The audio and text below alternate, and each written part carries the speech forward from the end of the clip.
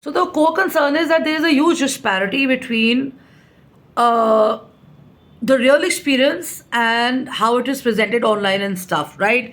Now comes this article before me, Reimagining India's Health System for Future Challenges. This is by an shared opinion maker, which is Indu Bhushan, right? Okay, now I know how he looks, okay?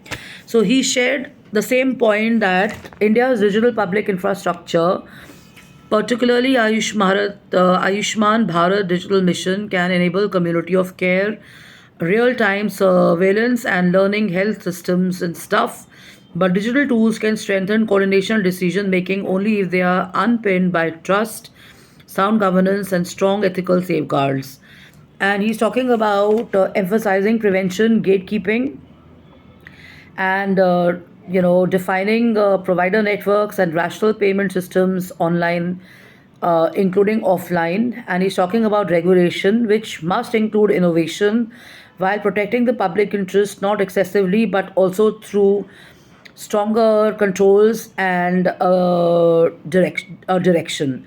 He's touched upon self groups for women, for children, for community, etc. And he says, I reimagine healthcare system, which must be institutionalized with their voices and stuff like that. Okay, and he says India's ambition to become a developed nation by 2047 cannot be realized without a health system that is fair, resilient and people centric.